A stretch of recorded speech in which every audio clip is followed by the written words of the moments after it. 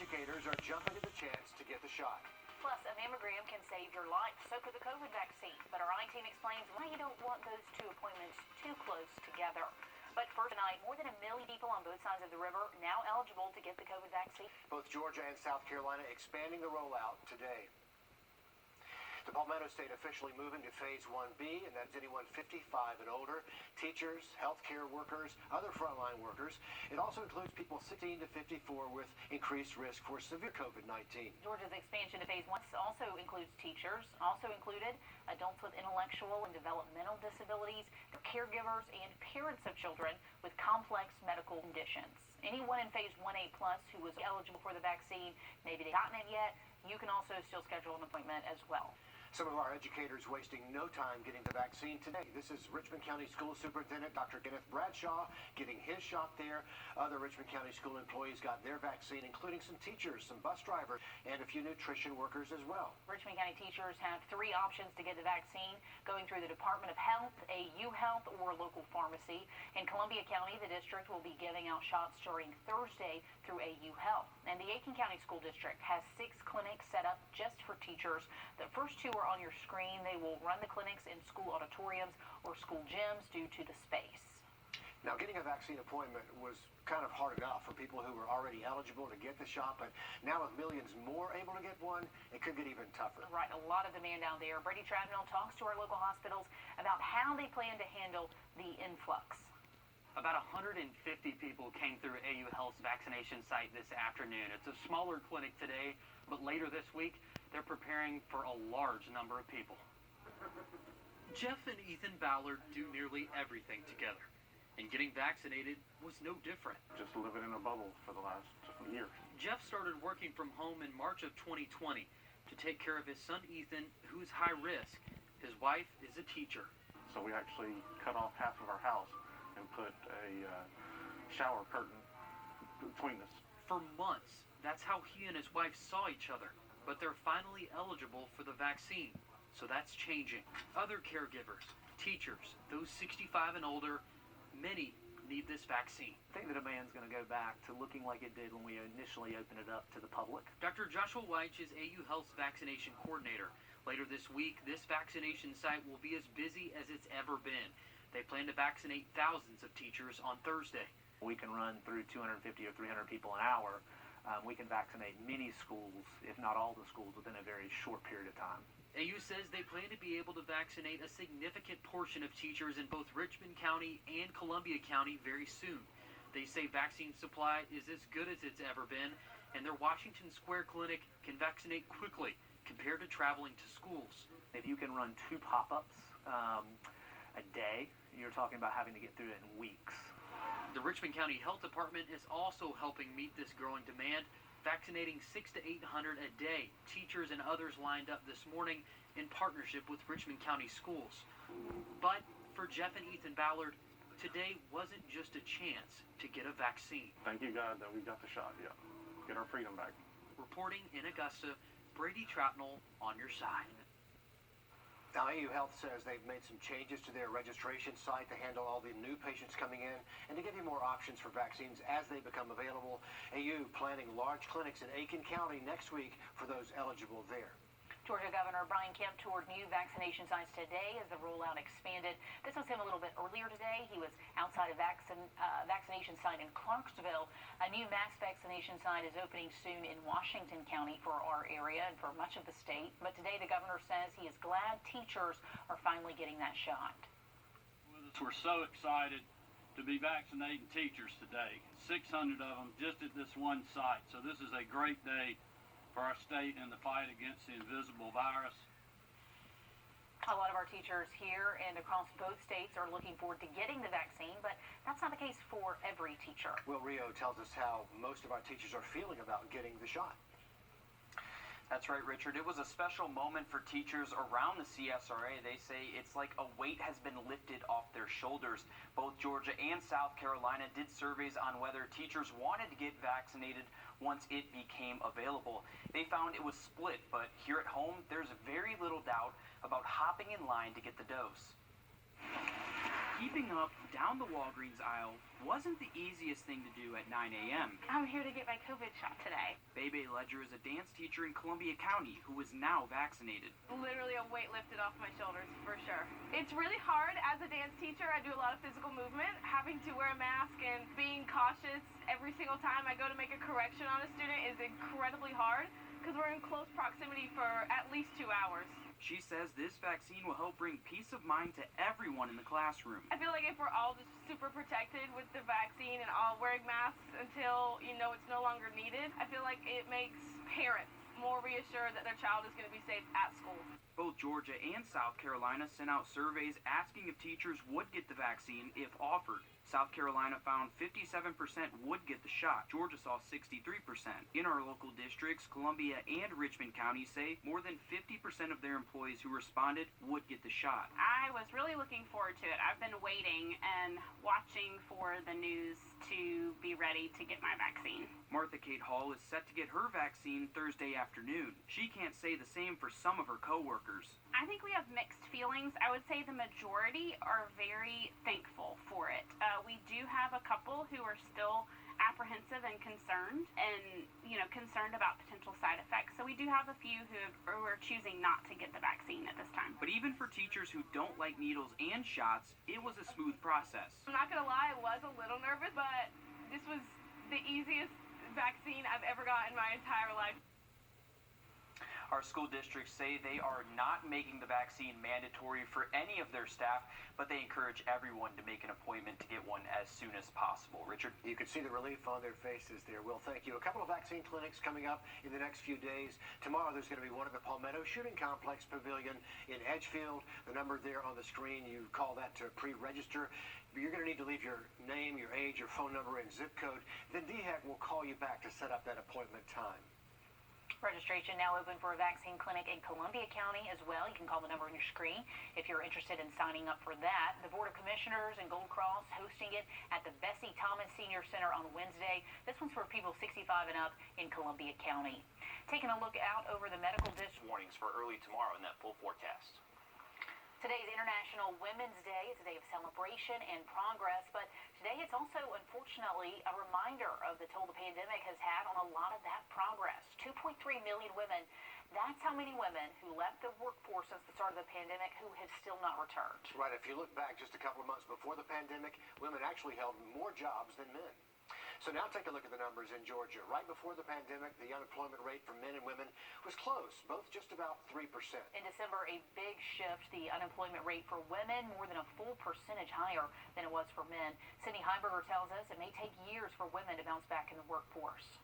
It's been definitely hard. One step forward and 2 steps back. All of a sudden, as you know, we all got forced into, lockdown. The pandemic knocking down working women like Anna Reeves across the country, leaving the women's labor force participation rate at just 57% in February, the lowest it's been since 1988 prior to COVID. It's across the board. Them struggling to find childcare. Elderly parents that need attention. I mean, primarily women are, largely responsible for any of that. Unlike other modern recessions, the service, hospitality, and retail industries made up of largely women were hit the hardest.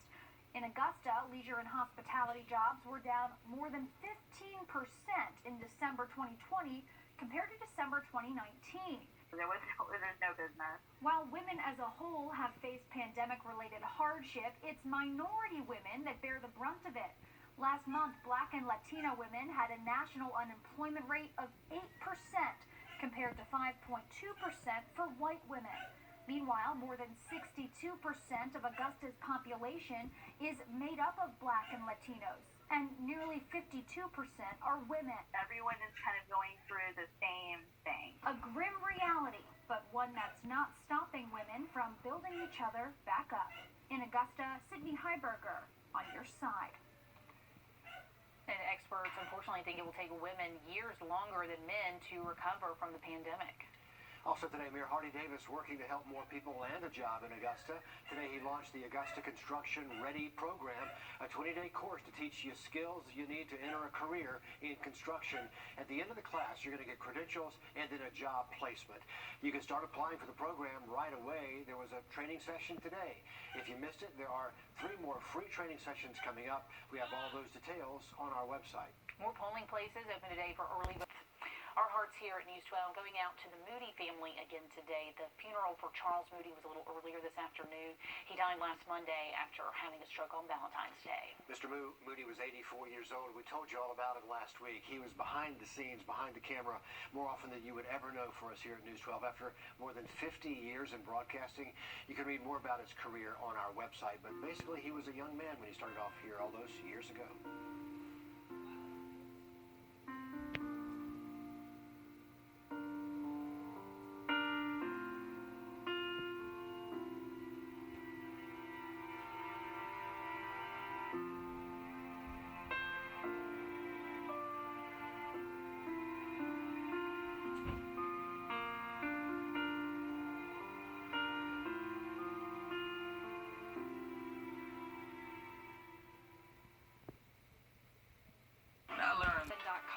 And let's find your dream home today. With millions of people added to the vaccine pool today in both Georgia and South Carolina, we know a lot of you qualify for one now. But before you schedule that appointment, some of you need to hear what our I-Team's Meredith Anderson learned when she went to a recent doctor's appointment. My grandmother had breast cancer, and I'm over 40, so my annual mammogram isn't something I miss. Images like these can save my life and your life. Tonight, though, I want to talk to you not about something a doctor saw on a recent mammogram. Instead, it has to do with the question a doctor asked. Sure, diamonds are nice, but you might say this machine is a girl's best friend, or rather, the girl's best friend. Their yearly photo shoot on one of these could save your life. What you see here are all these masses. Masses that are even more obvious when you look at this same patient's mammogram from 2 years ago. Masses that mimic cancer. Which would be frightening, right? And it was, until Dr. Michelle Lee and an online group of peers linked those masses to the COVID-19 vaccine. Dr. Lee is AU's breast imaging chief and associate professor in radiology. She's also in constant contact with other doctors in a closed blog. Around the same time the COVID-19 vaccine became available across the country, they all started to notice swollen lymph nodes in otherwise healthy patients. Those swollen lymph nodes were also all in the same place, under the armpit of the very same arm where patients were getting their shot. The other arm looked perfectly fine. It's actually a good sign that your lymph nodes are swelling, because that way you know your body is mounting this immune response and you will be protected from the virus.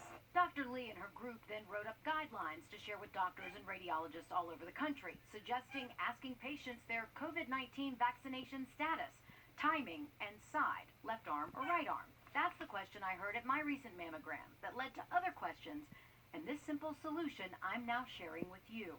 Make sure your mammogram is either before your vaccine appointment or 4 to 6 weeks after your second dose. Dr. Lee says that will ensure accurate images. This image was taken just 2 days after the patient was vaccinated.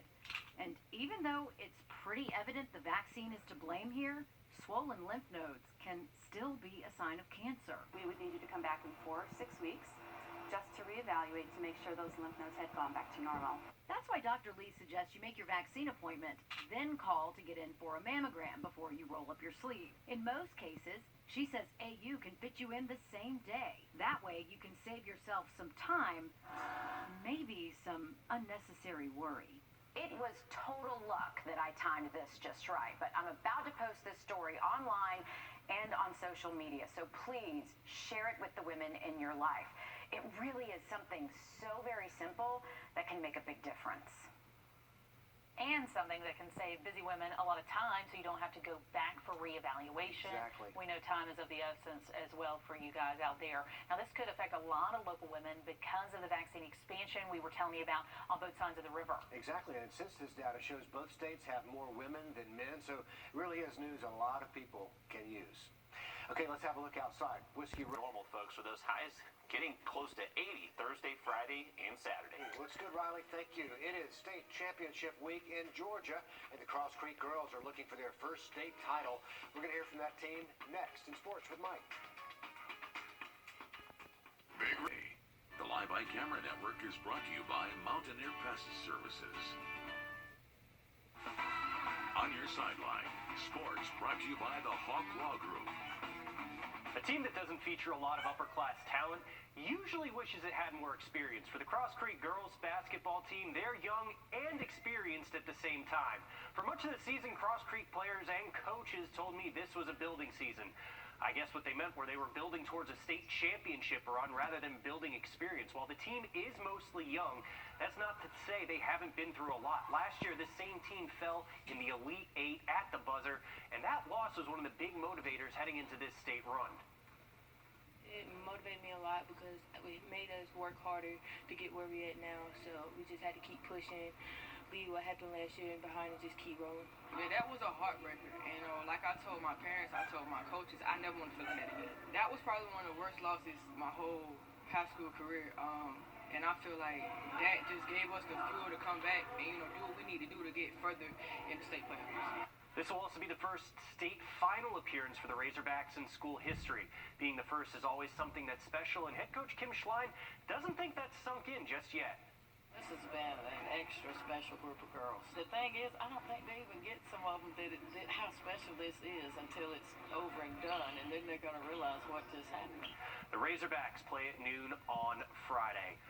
Oh, what in the Canada Goose is this? If you didn't know, geese are highly territorial, even on a baseball field. I mean, that's a legitimate chunk of feathers that came out. I'd leave them alone. Riley, do you leave them alone too?